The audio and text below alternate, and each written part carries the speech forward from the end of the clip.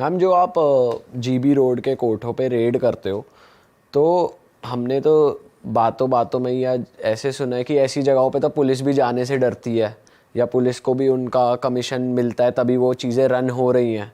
और आप जब वहाँ रेड करते हो, जो आप कह रहे हो मैडम से बात करो, तो वो मुझे तो नहीं लगता कि पीसफुली होता है, या आप किसी को पीसफुली रेस्क्यू करके ले आओ। तो हाँ, वो क्योंकि आसानी से वो कैसे कहाँ छोड़ने होता है वाले और हैं। क्या होता है, क्या आप उनसे बात करते हो? पहली बात यह है कि हम लोग तभी जाते हैं जब हमारे पास पुख्ता इन्फॉर्मेशन होता है, और पुख्ता इन्फॉर्मेशन के पुलिस को डरती है लिटरली। मैं आपको बताऊं, मैं इतने बार गई हूँ, कभी किसी ने मुझे एक बार नहीं छुआ। अच्छा।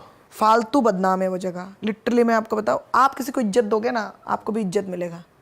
मेरे को इतने सालों में कभी किसी कोठे में किसी औरत ने, भले ही मुझे देखा होगा, गंदी गालियाँ दी होगी, किसी ने कभी मेरे को टच नहीं किया। पहली बात तो ये। पुलिस जाती है तो वो डरे हुए रहते हैं।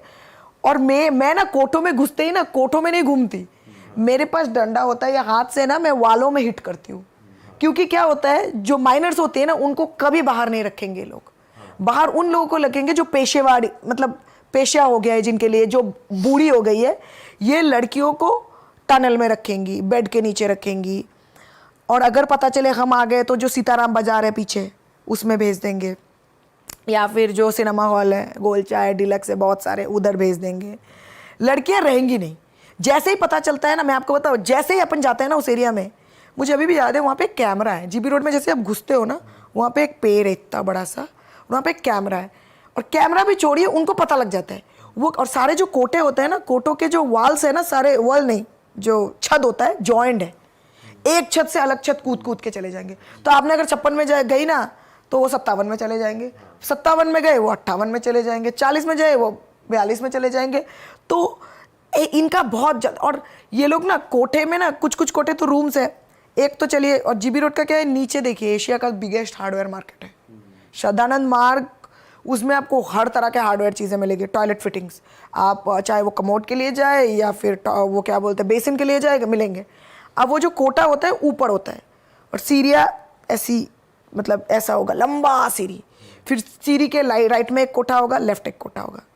अब जैसे 40 हो गया, 40 का राइट होगा, लेफ्ट होगा, ऐसे करके कोठा। और सारे कोठा का आइडेंटिफिकेशन आपको बड़े बड़े नंबरों में दिखेंगे। जीबी रोड घुसेंगे ना आप, तो आपको, आप इधर उधर देखेंगे ना, आपको नंबर दिखेगा, तब आप समझ लेना नंबर मतलब, अच्छा ये नंबर मतलब ये वाला कोठा। तो ऐसे ऐसे उसकी आइडेंटिफिकेशन है दिल्ली। तो उसमें स्पेसिफिक लड़कियों का भी होता है कि? हाँ, तो जैसे 64 में सारी नेपाली लड़कियां मिलती है, सेमी न्यूड लड़कियां मिलती है। 56 में बंगाली और नेपाली और आंध्रा की लड़कियां मिलती हैं। फिर क्या बोलते हैं, 55 या 58 में बेरिया कम्युनिटी है बहुत। बेरिया कम्युनिटी में, राजस्थान में कम्युनिटी है जिसका नाम है बेरिया कम्युनिटी। बेरिया कम्युनिटी में फैमिली की सबसे बड़ी लड़की प्रोस्टिट्यूशन पे जाएगी, और उसके लिए उसके क्लाइंट्स उसके पापा और उसके भाई लाएंगे। ये है। अब बेरिया कम्युनिटी गूगल करके देखिए, ये कल्चर में है। हाँ, this is a cultural tradition, it's like a cultural thing for Beriya community. आप राजस्थान का देखेंगे, उनका कम्युनिटी में, पर उनकी बहुएं घूंघट लगाती। तो ये एक कम्युनिटी है। जीबी रोड में कुछ कुछ ऐसे भी कोठे हैं, मुझे याद है, जहाँ पे ये है कि अगर कोई HIV आदमी जाए और किसी वर्जिन लड़की के साथ वो, मतलब फिजिकली इंटीमेट हो, तो उसका HIV क्योर हो जाएगा।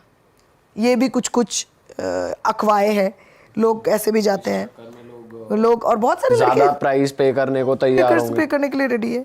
एक टाइम पे तो जीबी रोड में बहुत HIV होते थे, अब तो चलो लड़कियां को, अब बहरहाल जीबी रोड में रेड्स नहीं होती, बहुत कम, बहुत कम। मैं जब दिल्ली में जीबी रोड में, मतलब बहुत रेड होते थे, 17-18 तक भी बहुत रेड हुए। अब रेड कम होता है, क्योंकि अब लोग बहुत चालू हो गए। अब ना देखिए, जो क्रिमिनल्स है वो आपसे तो 10 कदम आगे सोचते हैं। और पहले बात आपको नहीं बताया, ये बात क्या होता है कि लड़कियों को जिस दिन लाते हैं, ला के जीबी रोड नहीं ले जाते, पहले रखेंगे कोटला बापू पार्क, लक्ष्मी नगर, नोएडा में कुछ कुछ जगहों में, सीलमपुर, इन सब में जगहों में लाके, जैसे ही केस थोड़ा ठंडा हो जाएगा तब पहुँचाएंगे उसको जीबी रोड। मैम आपको सारी चीज़ें पता है कि पहले वहाँ नहीं जाएंगे, यहाँ जाएंगे, उसके बाद यहाँ जाएंगे, फिर भी रेस्क्यू होना इतना टफ हो जाता है? टफ इसलिए है क्योंकि देखिए, हमको डिपेंड करते हैं हमको इन्फॉर्मेशन कब मिलता है। अब हमको इन्फॉर्मेशन तुरंत नहीं मिलता। तुरंत मिलने के बाद भी अब आप और मैं तो जा नहीं सकते, मुझे तो इन्फॉर्मर को भेजना पड़ेगा। अब इन्फॉर्मर भी जाएगा। अब क्या करते हैं, जब ये जीबी रोड में आ जाती है तो इनकी लड़कियों को इतना मेकअप दे के रखते हैं, आपको समझ ही नहीं आएगा। मैंने मेरठ से एक लड़की रेस्क्यू की थी, आपको बताती हूँ। ये थी आपकी निज़ामुद्दीन की लड़की, 16 साल की लड़की होगी। मैं गई उसको ढूंढने के लिए। मेरठ के कबाड़ी बाज़ार जो है वहाँ पे नंबर से कोठा नहीं है, वहाँ पे नाम से है, इसका कोठा उसका कोठा। तो ऐसा सीधा नहीं सीढ़ी थी, ऐसा टेरा टेरा करके मैं चढ़ी थी, मुझे याद है। मैं लड़की को बुलाने लगी, लड़की कहीं नहीं मिली। फाइनली वो मिली। वो लड़की को देख के मैं डर गई, क्योंकि लड़की इतनी बड़ी लग रही है, फ़ोटो की लड़की लग ही नहीं रही है। टैटू वैटू उसके, फिर क्या बोलते कान वान छिदवा लिए उसने। फिर वो मेरे से बात की, फिर बोलते दीदी मैं दिन में 2 रॉयल्स तक गटक जाती हूँ, दिन में 2 बॉटल। मैंने बोले यार कैसे? फिर बोलती है मैं इतने लोगों के साथ मुझे सोना पड़ता है, तो मुझे तो वो करना ही पड़ेगा। फिर उसको हमने रेस्क्यू किया। जो कोठे मालिकिन है उसको, वो आई थाने में, वुमेन थाना था, महिला थाना। मैंने उनको बोला आप ये क्यों करते हो?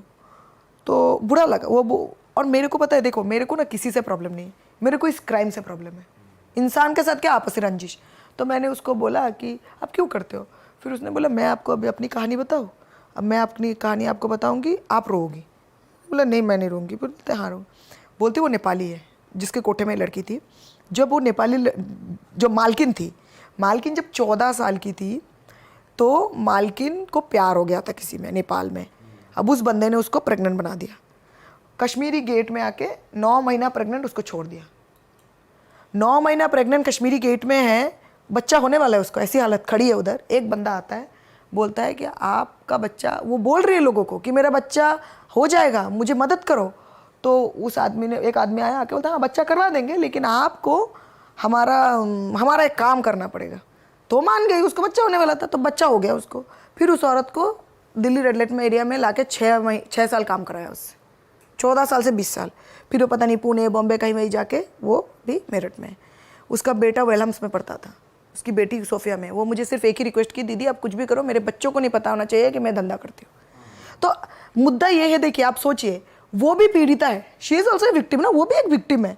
तो प्रॉब्लम ये है कि जो ये पूरा जो ये सिस्टम में है, बहुत बड़ा प्रॉब्लम है। मतलब इसमें क्या होता है कि आप, और आजकल तो मेरे पास घरेलू हिंसा की औरतें आ रही है जो मानव तस्करी का शिकार हो रही है। घर में हिंसा हो रहा है, पैसे नहीं है, मारपीट खा रही है बस। ऊपर से उसके बाद और भी चीज़ आ जाती है जो समाज देखता है लड़कियों को। देखिए कुछ कुछ जगहों में ना लड़कियों को मतलब एक्सपोजर चाहिए, बाहर निकलना होता है। मैंने एक फैमिली को पूछी थी बंगाल में कि आपके यहाँ से इतनी लड़कियाँ गायब क्यों होती हैं? वो मुझे बोलने लगी अरे यहाँ पे तो बहुत अलग ही मामला है। मैंने बोला मतलब? बोल रहे यहाँ पे तो लड़कियों और लड़कों को बहुत ज़्यादा हम लोग वो करते हैं, मतलब मॉनिटर करते हैं। ट्यूशन में दे के आते हैं, ट्यूशन से लेके आके जाते हैं, फ़ोन चेक करते हैं, ये पढ़ने नहीं देते, वो पढ़ने नहीं देते, वो करने नहीं देते। तो ये सब ना उनके लिए एक बाउंड्रीज बन जाती है। तो वो ना उनको कुछ अलग चाहिए, तो इसीलिए वो इन सब में पड़ जाती है। और सबसे बड़ी बात मुझे लगता है, सबसे बड़ा प्रॉब्लम पता है क्या है? बहुत सारे बच्चे होना भी एक प्रॉब्लम है। मतलब जो मुझे पता चला है, क्योंकि मैंने ऐसे बहुत सारी लड़कियों का रेस्क्यू किया है जिनका, जो लोग बहुत सारे भाई बहन हैं। अब मम्मी पापा जाते हैं खेत में हल चलाने, बड़ी लड़की या बड़े लड़के को बना दिया केयर गिवर कि आप छोटे भाई बहनों को देखो। अब वो खुद एक बच्चा है यार, वो कैसे छोटी भाई बहनों को देखा? अब वो क्या करता है, उसको तो प्यार नहीं मिलता, वो इधर उधर प्यार ढूंढता है। अब इधर उधर प्यार ढूंढना मतलब ही गड़बड़ होना। अब उसके थ्रू वो फेसबुक में आ गया, फेसबुक में किसी से बात हो गई। फिर मुझे याद है, मुझे एक लड़की बोली, अभी रिसेंट ही केस है, फेसबुक से एक लड़के से परिचय हुई। लड़के ने बोला तुम इधर आओ, वो उधर आई एक जगह में। फिर लड़के के साथ, वो लड़का आया वो नहीं था, कोई और आया हुआ था। भाई तुम्हारे पास वो लड़का नहीं आया, कोई और आया, तो तुम्हें तो तभी समझ जाना चाहिए तुम क्यों गई। उस लड़के के साथ गई, ट्रेन में उसे कोई और मिला, ट्रेन में उसे कोई और मिला, तुम ट्रेन में बैठी क्यों? फिर उसको कुछ खिला दिया। फिर जब उसने आंखें खोला तो वो तब बैंगलोर में थी। मुद्दा ये है कि देखो, जैसे ये जो होता है ना, ये बहुत अलग। पहले जब मैंने काम शुरू किया था तो होता था ये सारा चीज़ रॉन्ग नंबर से। जैसे आपके पास 10 फ़ोन नंबर है, आपने क्या किया, हर नंबर पे कॉल लगाया, हर नंबर में आपको कोई नया रिस्पॉन्स नहीं है। 8वें नंबर पे किसी ने उठाया, बोला रॉन्ग नंबर, पर आपको उसके आवाज़ से पता लग गया कि ये कुछ हो सकता है। आपने उसको 3-4 दिन फ़ोन लगाया, मैं आपसे प्यार करता हूँ ये, और वो लड़कियाँ होती है मतलब कुछ समझ में नहीं आता उनका, वो इतना स्मार्ट नहीं होती, बात करने लगती है, मेला में मिलते हैं, क्रेजी भाई। हाँ मेला में मिलते हैं, फिर बोलते हैं कि ठीक है मैं तुमको कान का झुमका खरीद दूंगा, एक झुमका खरीद दिया, बस प्यार हो गया। फिर बोला चलो हम लोग दिल्ली चलते हैं शादी करने के लिए, और वहाँ पे तो लोगों को लगता है दिल्ली लंदन अमेरिका है, उनको ये समझ नहीं आता। और सबसे बड़ी बात है भाषा। जितनी भी लड़कियों को मैंने रेस्क्यू किया जीबी रोड से, सब मुझे बोलते हैं मैं जीटी रोड में थी, क्योंकि देखो बंगाली है, दिल्ली वाली हिंदी उनको समझ में नहीं आती, वो जनरली जीबी रोड को ना जीटी रोड बोलती है, पहली बात है।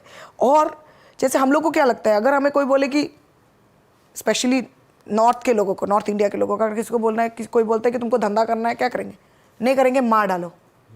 मतलब उनका जिगड़ा उतना होता है।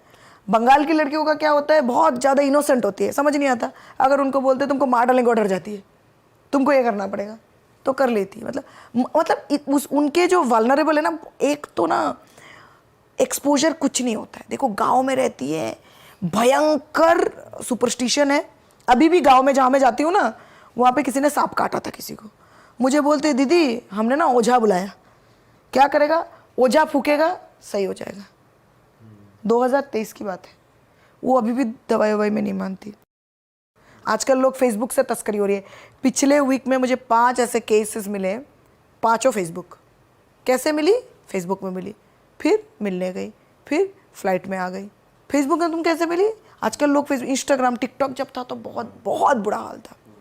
टिकटॉक जब था इतना बुरा हाल था, क्योंकि टिकटॉक में सब कुछ वायरल हो जाता है। तो टिकटॉक में तो इतना, टिकटॉक चलो बैन हो गया अलग बात है, अब तो नए नए जगह में लोग, अभी इंस्टाग्राम से भी बहुत ज़्यादा लोगों की तस्करी हो रही है। इंस्टाग्राम में लोगों की चैटिंग होती है, और इंस्टाग्राम में रील्स आ गए अब नया, तो रील्स के थ्रू भी लोगों को, आपको अटेंशन होना होता है। तो बहुत मतलब अलग अलग, बहुत अलग अलग तरीके हैं। तो वो देख के मैसेज कर देते हैं। और लड़कियां भी बहुत है। एक लड़की को मेरी बात हुई थी, वो तो ट्रैफिक होते से बच गई, 8 साल की लड़की थी। उसके फ़ोन में एक मैसेज आया था, टेक्स्ट मैसेज, छोटा फ़ोन था, कि अगर आप बोर्ड हो तो आप हमसे बात कर सकते हो। उसके मम्मी पापा काफ़ी बिजी होते थे। उसने बात करना शुरू किया।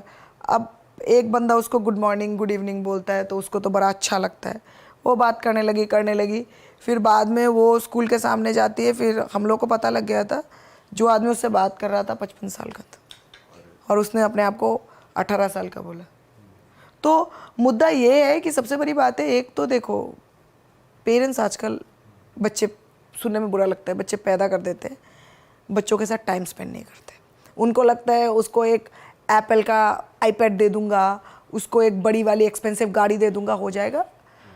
उससे नहीं होता। ये भी एक बहुत बड़ा कारण है एलीट फैमिलीज में लड़कियों का भागने का। पेरेंट्स टाइम ही नहीं देते बच्चे को। अब हम यहाँ पे 2 चीज़ें ना, कि ये तो अमीर घरों में भी हो रहा है, आईपैड दे रहे हैं, ये हो रहा है, साथ ही साथ जो आप वो बता रहे हो गरीब में भी हो रहा है, तो ये तो सिमिलर है। देखो गरीब में सिर्फ यही सिचुएशन है, गरीब में लोग मजबूर हैं, गरीब में लोगों के पास बहुत बच्चे हैं। जैसे एक आदमी, मुझे याद है, मैंने, उसको भी बच्चे हो रहे थे, उसकी बेटी को भी बच्चे हो रहे थे। मैंने बोला भाई ये क्या चल रहा है? और मेरा ना मुंह बहुत खराब है, मैं जब ग्राउंड में जाती हूँ ना, लोग बोलते हैं आप ऐसे बातें करते हो, देखो सीधी बात है, ऐसी बात नहीं करोगे काम नहीं कर सकते। मैं बोलती हूँ क्या है आपका, ये बिहार की बात, आपको भी बच्चा हो रहा है, आपकी बीवी को भी बच्चा हो रहा है। वो पता है ऐसा है मैडम, वो मुझे बोल रहा है ऐसा है मैडम, वो ऐसे बोला मुझे, एक रिसर्च में गई थी, आपके पास है मूवी नहीं बोला उसने, आपके पास है चित्रहार टाइप ऑफ, आपके पास है चित्रहार, आपके पास है बड़ा बड़ा मॉल, हमारे पास कुछ नहीं है। तो उसके लिए ये बच्चा पैदा करना एक सॉर्ट ऑफ एंटरटेनमेंट है। समझ रहे हो?